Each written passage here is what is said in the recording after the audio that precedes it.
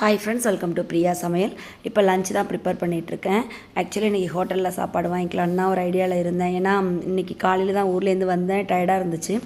அப்புறம் பார்த்தா என்னோடய ஹஸ்பண்ட் வந்து கிச்சன் எல்லாமே ரொம்ப நீட்டாக போன உடனே சமைக்கிற மாதிரி வச்சுருந்தாங்க. எப்போவும் கொஞ்சம் க்ளம்ஸியாக இருக்கும். நான் ஒரு ரீஅரேஞ்ச் பண்ணிவிட்டு கபோர்டில் உள்ள திங்ஸ் எல்லாம் கொஞ்சம் வாஷ் பண்ணிவிட்டு அதுக்கப்புறம் தான் நான் சமைக்க ஆரம்பிப்பேன். இந்த தடவை பார்த்திங்கன்னா நான் எப்படி வச்சுட்டு போனோனோ அதே மாதிரியே கபோர்டெலாம் மெயின்டைன் பண்ணியிருந்தாங்க. கபோர்டை ஓப்பன் பண்ணி பார்க்கும்போது எனக்கு அவ்வளோ சந்தோஷமாக இருந்துச்சு. ஏன்னா பாட்டிலெலாம் கொஞ்சம் பிசு பிசுப்பாயிடும். நம்மள மாதிரி ஜென்ஸ் வந்து அதை மெயின்டைன் பண்ண மாட்டாங்க இல்லையா, அது மாதிரி இருக்கும். நான் வந்து எல்லாத்தையும் வாஷ் பண்ணிவிட்டு தான் குக் பண்ண ஆரம்பிப்பேன். இந்த தடவை பார்த்திங்கன்னா கிச்சன் சிங்க்லேருந்து ஸ்டவ்லேருந்து எல்லாமே அவ்வளோ சூப்பராக நீட்டாக மெயின்டைன் பண்ணியிருந்தாங்க. எனக்கு ரொம்ப ஹாப்பியாக இருந்துச்சு. எனக்கு ஒரு வேலையுமே இல்லை. என் ஹஸ்பண்ட் கூட ஹோட்டலில் ஆர்டர் பண்ணிக்கலான்னாங்க. எனக்கு ½ தான் கூட ஆகாது சமைக்கிற வேலை அப்படின்னு சொல்லிட்டு சிம்பிளாக ஒரு லஞ்ச் பண்ணியிருந்தேன். நண்டு வறுவலும் ரசமும் வச்சுருந்தேன். நம்ம எவ்வளோ தான் ஹோட்டலில் ஆர்டர் பண்ணாலும் ட்ராவல் பண்ணிவிட்டு வரும்போது வீட்டில் சாப்பிட்டா கொஞ்சம் திருப்தியாக இருக்கும். பக்கத்தில் ரைஸும் வச்சுட்டேன். அது கூட பார்த்திங்கன்னா நல்லா காரசாரமாக பெப்பர் ரசம் வச்சுருந்தேன்.